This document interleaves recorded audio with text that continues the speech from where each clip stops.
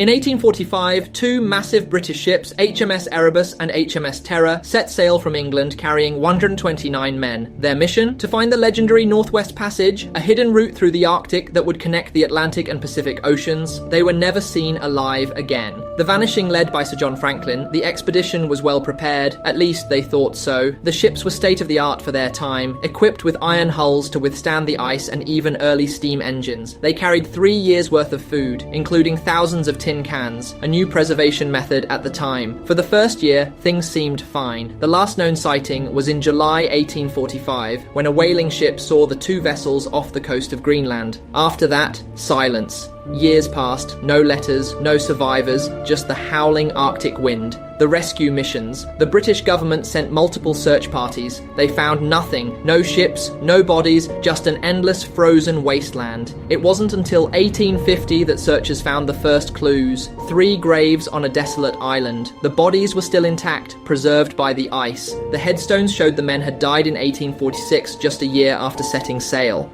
But from what?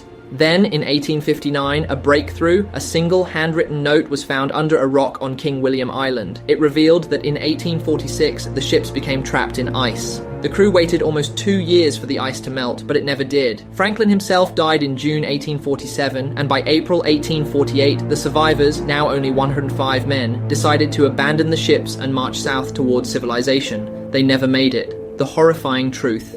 Years later, more gruesome evidence emerged. The remains of the crew showed knife marks on their bones, a clear sign of cannibalism. Trapped in the ice, starving and desperate, the men had turned on each other. Even worse, modern forensic tests revealed high levels of lead in their bones. The canned food that was meant to save them had poisoned them instead.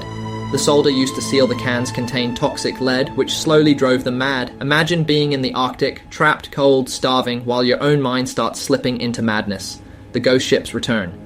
For more than a century, the ships remained missing. But in 2014, a team of researchers made a shocking discovery. The wreck of the HMS Erebus, perfectly preserved beneath the icy waters. 2 years later, they found HMS Terror. The ships were eerily intact, as if the ghosts of their crew still stood on deck. To this day, the full story of the Franklin expedition remains unknown. Did they see something in the Arctic that drove them to madness? Was there another force at play? Some Inuit oral traditions speak of strange spirits in the ice, the Tuangait, ancient entities that watch over the frozen wasteland.